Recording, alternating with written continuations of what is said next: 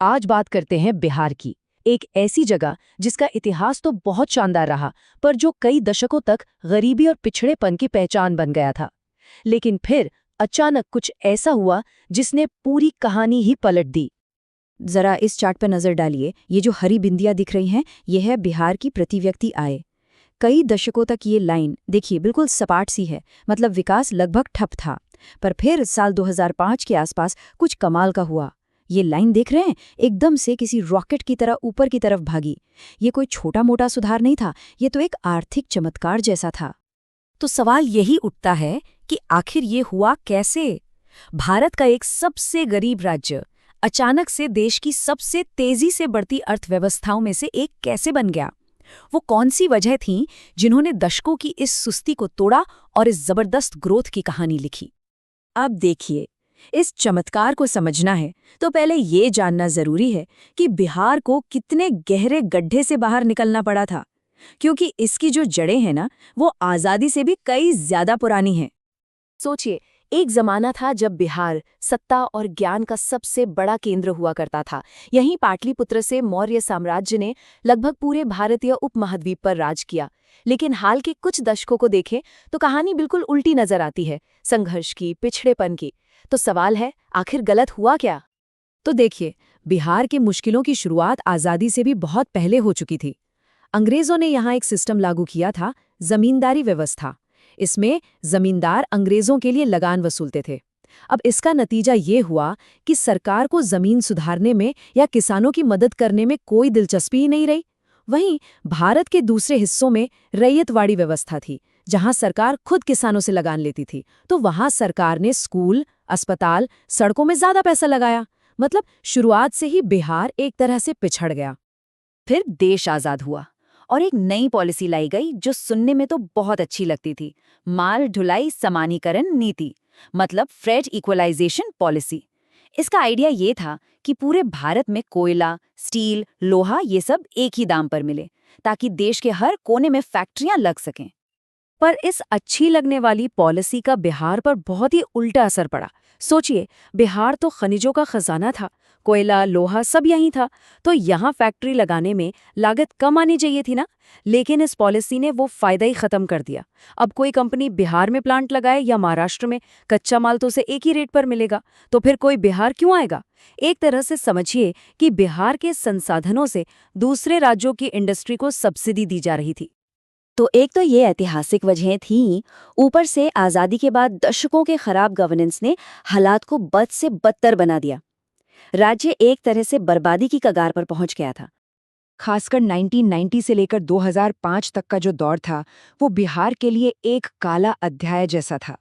राजनीतिक उथल-पुथल अपने चरम पर थी, चारा घोटाला जैसे बड़े-बड़े भ्रष्टाचार के मामले सामने आए, कानून व्यवस्था का तो हाल ही बेहाल था, और इकोनॉमी वो तो जैसे रुकी गई थी। हालात इतने बिगड़ चुके थे कि लोग कहते थे कि अपहरण एक इंडस्ट्री बन गया है। सोचिए, केंद्र सरकार विकास के लिए जो पैसा भेजती थी, बिहार सरकार उसे खर्च तक नहीं कर पाती थी। सरकारी स्कीम्स के मामले में बिहार देश में सबसे फिसड्डी था। मतलब साफ था, पूरा का पूरा सरकारी सिस्टम ही फेल हो चुका था। तो फिर इस अंधेरे के बाद वो सुबह कैसे आई? वो कौन सी चीज थी जिसने सब कुछ बदल दिया? उस पहले वाले सवाल का जवाब कि ये चमत्कार हुआ कैसे, उसका जवाब एक ही शब्द में है, गवर्नेंस, यानी शासन। साल 2005 में जब नीतीश कुमार मुख्यमंत्री बने तो उन्होंने एक बहुत मशहूर बात कही थी। उन्होंने कहा कि उनकी सरकार की पहली प्राथमिकता गवर्नेंस है, दूसरी प्राथमिकता भी गवर्नेंस है और तीसरी प्राथमिकता भी गवर्नेंस ही है। ये सिर्फ एक बयान नहीं था, ये एक बहुत बड़े बदलाव का संकेत था।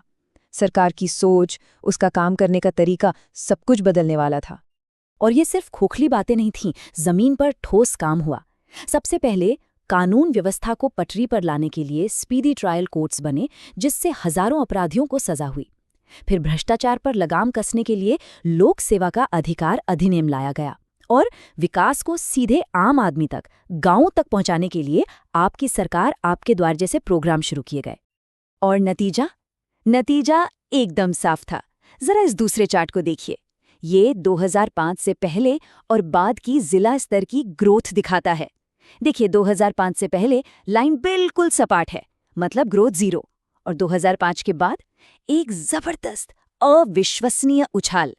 ये इस बात का पक्का सबूत है कि गवर्नेंस में सुधार ही उस आर्थिक चमत्कार के पीछे की असली वजह थी। तो चलिए, अतीत की पहेली तो सुलझ गई, हमें पता चल गया कि ये बदलाव कैसे आया। लेकिन अब एक नया और शायद उससे भी बड़ा सवाल सामने खड़ा है, भविष्य का सवाल। सवाल ये है कि क्या ये जो नई तरक्की है ये टिकने वाली है, या ये सफलता बस कुछ समय के लिए है और बहुत नाजुक है। इस पर सोचना बहुत जरूरी है। और चुनौतियां कम नहीं है। पहली बात तो ये कि ये पूरा बदलाव एक ही नेता नीतीश कुमार के इर्द गिर्द घूमता है। दूसरी बड़ी चुनौती है खेती।